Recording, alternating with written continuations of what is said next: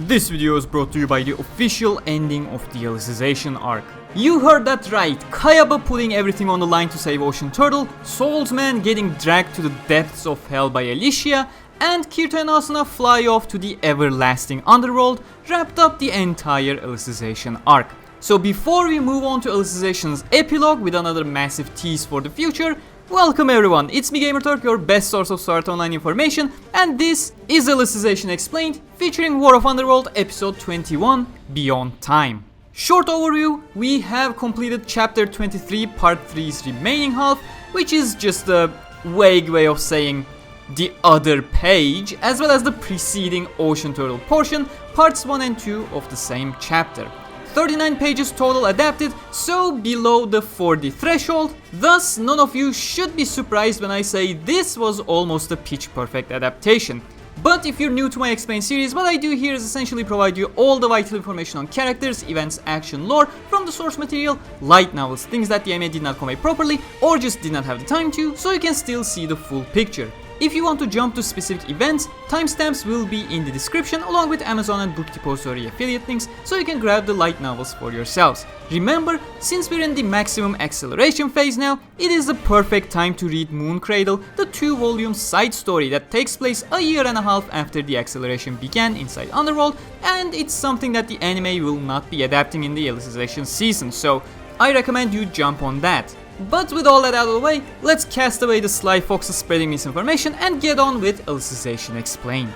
To start with a quick disclaimer, they shifted a lot of scenes for narrative to flow better rather than switch perspectives every 20 seconds like it was in the books as usual, but for the sake of continuity I'll follow the anime scenes when doing the Explained as usual, but of course we'll mention skips and some changes when they occur.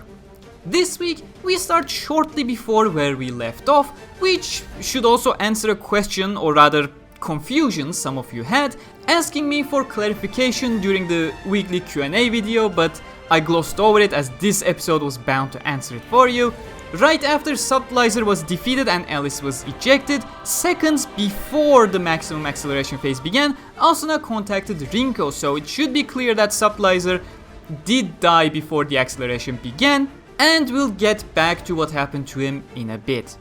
Asuna bids her farewells and the acceleration shoots up, nothing to add here. When we return to the Ocean Turtle after the opening sequence, Rinko relays the information to Higa, who was the only one who had an earpiece, and after processing that they presumably lost Asuna and Kirito forever, as the theory suggested they did not have the Floodlight lifespan to live through it anyways, he told Kiku what happened. They still needed to make sure they are logged out as quickly as possible to not leave anything to chance though. At this point, a big Rinko moment was cut, and in fact, let's prepare you from here on out, the episode sure didn't do Rinko and Kayaba any justice this week. We'll talk about the two quite a lot here. I don't care if you're not interested in Ocean Turtle matters, at least unlike the episode. I have the decency to provide timestamps as to when I'll talk about Kirito and Asuna instead of baiting you with screenshots, episode illustrations, and a decent part of the preview only to give you a single final scene. I warned you it was bait last week. Anyways, for a moment, Asuna staying in Underworld to be with Kirito reminded Rinko of her own past, making her contemplate what would have happened if she were to stick with Kayaba, what would she do if she had the opportunity to go with him, or even have the chance to fry her own brain and live as a digital copy of herself. She knew prior to Sword Art Online, the floating castle was Kayaba's only dream. The floating castle was Kayaba's only dream. Everything he did was to reach that point, but up there, during those 2 years, he had found something else that changed his thinking. At that point, Aincrad became only the beginning of something much bigger. He created a prototype to fry his brain and upload it to the internet. Rinko worked that prototype into the Medicuboid, Higa and Kikuoka worked that Medicuboid into the Soul Translator with the help of Shigemura Tetsuhiro, leading into the creation of Underworld.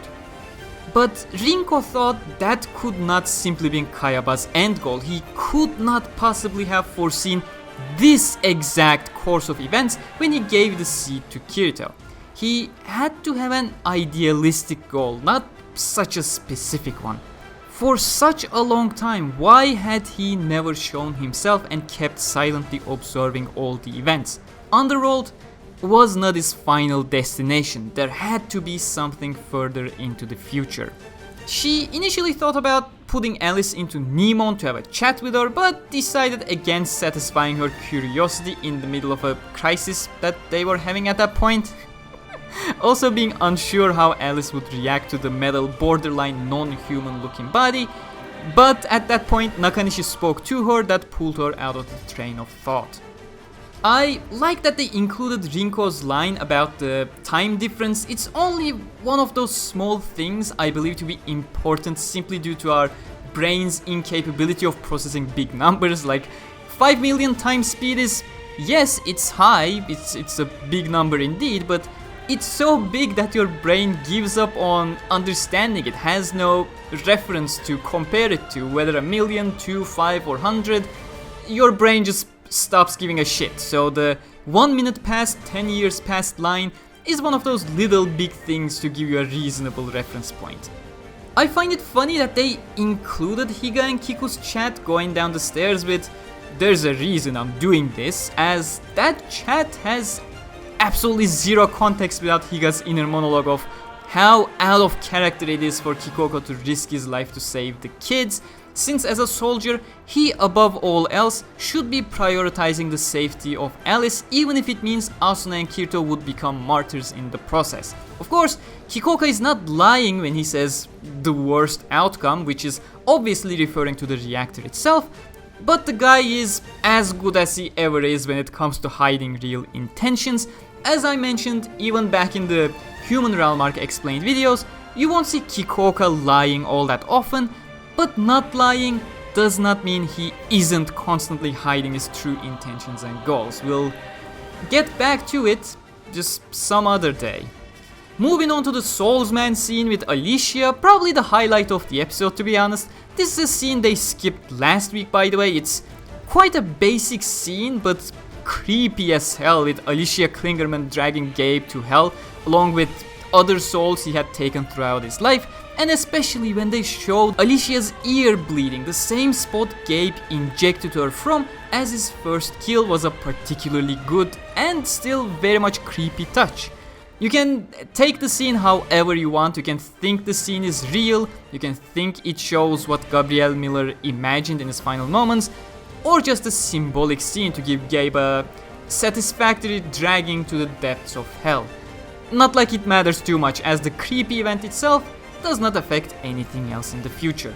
The key thing when Critter arrives is that he checks the pulse of Gabriel to confirm he is dead, but he never does it to Vassago. Also, changes here that I must mention. First off, when you read the text for this portion, it's obvious the design Reki had in mind for the STL units is a bit different than how the anime designed them, which led to an inconsistency.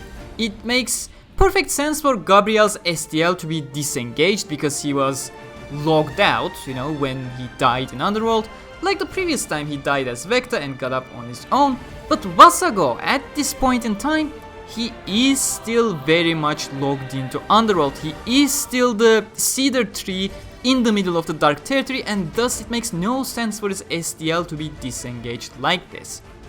Also, I have no idea what happened here, but the novel describes Vassago as asleep peacefully.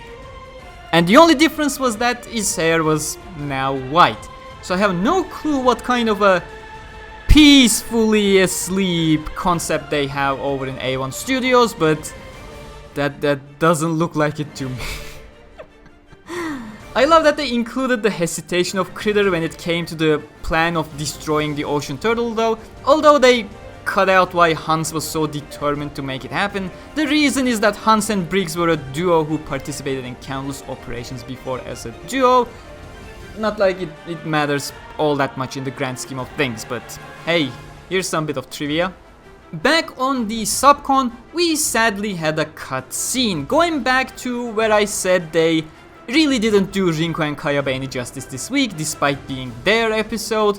which also makes things kinda funny considering Kayaba had to leave the room without anyone realizing, and as you can imagine, the robot, it's not the best stealth device in existence.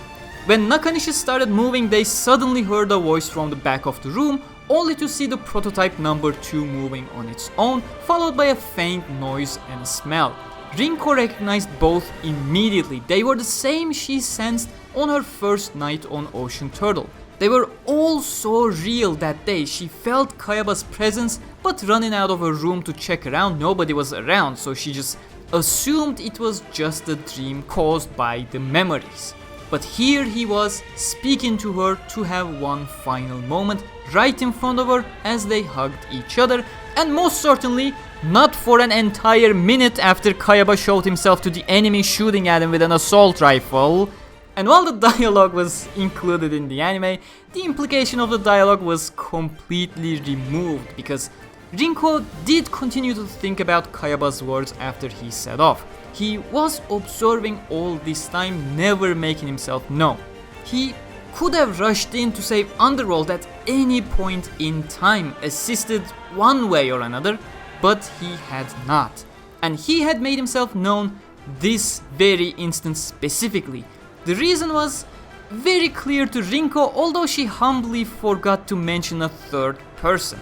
Kayaba certainly decided to make himself known to make sure his goal, the dream he started to have after Aincrad, would live on.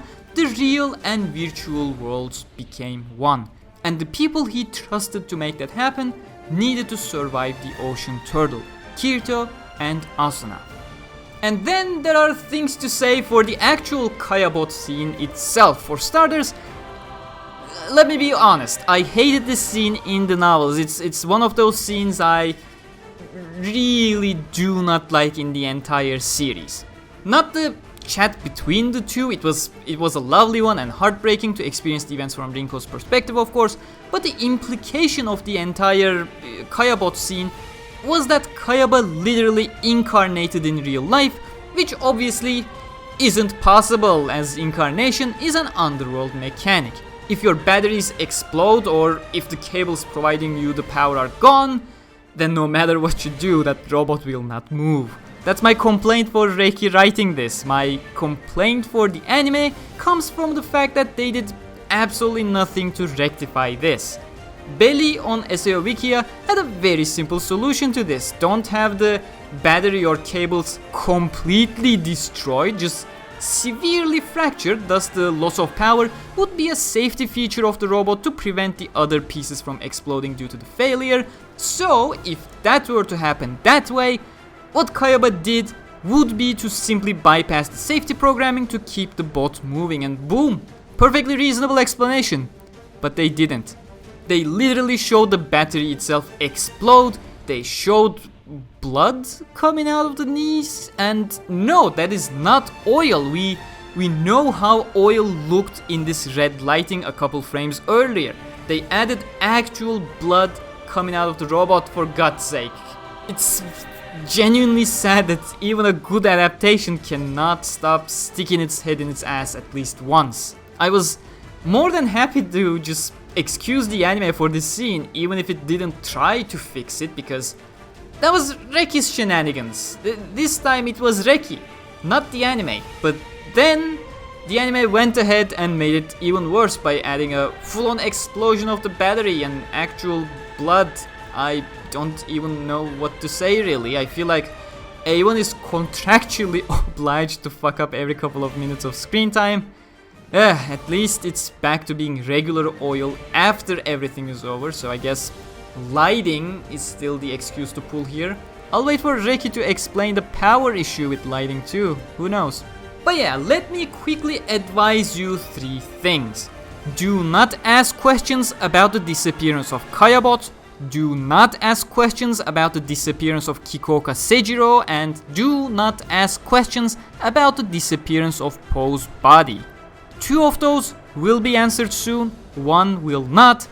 So, seeking answers will only get you needlessly spoiled. Oh, yeah, the anime didn't care as they changed some events, but at this point in time, nobody knows what happened to Kikuoka when he rushed in the middle of the steam clouds to help Kayabot, instead of staying out to be taken care of by Nakanishi, so at this point in time, his fate is technically unknown.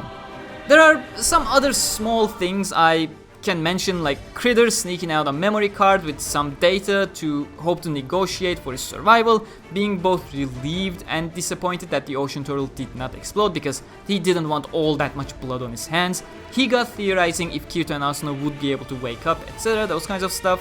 As for the final scene, do I need to say anything? Just ask questions if you have any, because I don't feel like there's anything I need to explain in this scene specifically. Obviously, the entire scene is a massive reference to them watching Aincrad from above, but aside from that, it's pretty straightforward. But they still didn't add the kiss scene that they cut out 2 weeks ago. Although, let's talk about this one. Everyone's up in arms about Asuna not mentioning Leafa and Shinon in the final scene. Meanwhile, I'm here like, neither she nor Kirito had any reason to believe they were locked out in the first place. Kikuoka never explained who exactly would be locked out. I'm sure they can imagine Atmospheres would be disconnected because acceleration is an STL feature, but they had no reason to ever think or technically knowledge to deduce that Shinon and Leafa, who were diving with STLs that supported acceleration, would be dropped as well, solely due to the connection speed itself. So yeah, there's a very basic possible logic for them to not be mentioned in this instance. You can probably find a dozen more reasons if you really are that triggered about them not being mentioned to make life more bearable for yourself. At least until Reki decides to make a comment on it, but I'll save you the trouble and go one step further. When counting the names, Asuna is using the ya particle rather than to. The former is used in a way that conveys this and that among others, so basically a list where you don't count everything in it, whereas the latter, the to particle, is used in a way that conveys this and that and no other. As you can see, Asuna was counting the names using the particle that implies there are others that are not being explicitly counted, so stop shitting on Asuna just because your language does not support the implication. But yeah, that's it from episode 21 Beyond Time. Next week is episode 22, titled Alice. This week was the full conclusion of the Alicization arc in the real world. Next week, we will start adapting the epilogue chapter and we'll get to see the pressure being put on Alice in the real world, as she is the first bottom-up AI to ever exist, and questions will be asked about how to handle this new development and how to approach the new life form, or whether it should even be considered a life form at all. And of course, answers to some of your questions too, as this is nowhere near the end of the journey, it's only the beginning. If you want to have a taste of Kirito and Asuna's time in the 200 years in Underworld, I strongly recommend you go ahead and grab the Sword Art Online Moon Cradle light novels through the affiliate links in the description. That's volume 19 and volume 20. Weekly Alicization Q&A is properly back on schedule, with me publishing an episode Q&A shortly before the next one airs, so every following Saturday. If you have questions that you feel like were not answered in the explained episodes, do ask them below in the comment section with hashtag AskGamerturk. If your question is regarding the future, please do add a spoiler warning and give it a couple blank lines to push the spoilers away. And no, I will not answer spoiler questions for the sake of spoilers like, are Kirito and Asuna dead now? If you're that curious for spoilers, just read the books. Amazon and Book Depository links are in the description. And if you made it this far, comment Kayabot to let me know. If you enjoyed this week's Explained, please do leave a like. If you're new here, subscribe and hit the bell icon for more in-depth coverage of SAO. With Alicization Anime coming to a close, I will have a lot of other lovely SAO stories for you to experience in the near future, like the evening of Kirito's first day on Aincrad, where he was almost killed by another beta tester, so look forward to the first day. Follow me on Facebook and Twitter for the fastest news possible. Lens Squad merch is around, but now we got Medina, Kirito and Yu-Gi-Oh merch too, so do check it out. A special 50k merch is coming very soon, once we actually hit 50k subs. A huge thanks to all my patrons and channel members as always, and until next time, stay cool.